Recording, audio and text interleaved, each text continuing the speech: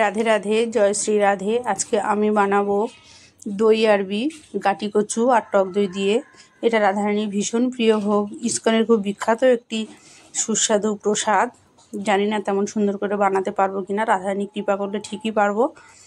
আমি প্রথমে প্যানে সর্ষের তেল গরম করে তার মধ্যে দিয়ে দিয়েছি তেজপাতা, কাঁচা লঙ্কা, শুকনো লঙ্কা, গোটা গরম মশলা, আদা এবং টমেটো একসঙ্গে বেটে রেখেছিলাম।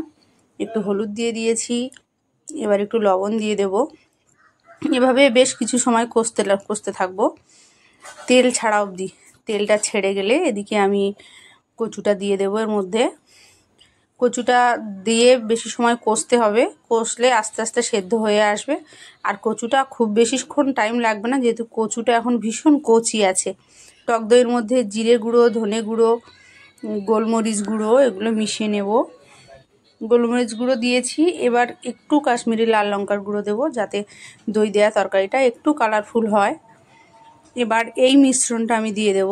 দেখতে পাচ্ছ কচুটা জল ছেড়েছে আস্তে আস্তে। এবার একটু আঁচ কমিয়ে ভালো করে এটাকে কষে নেব। কষার মধ্যেই সেদ্ধ হয়ে যাবে একদম, কারণ কচুটা ভীষণ কচি আছে, তেল ছেড়ে দিয়েছে মশলার। এইবার আমি দেব অল্প করে জল, কারণ আমি বেশি ঝোল করব না, সে কারণেই জলটা অল্প দেব।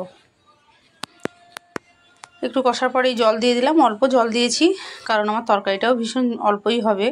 রাধারানীর ভোগের জন্য বানাচ্ছি, খুবই অল্প তরকারি। রান্নাটা প্রায় হয়ে এসেছে, খুবই তাড়াহুড়ো করছি। গরম মশলা দিয়ে দিলাম, একটু মিষ্টি আর ঘি অ্যাড করে দিয়েছি। খুব তাড়াহুড়োর মধ্যে আর দেখাতে পারিনি আমি। জয় শ্রী রাধে।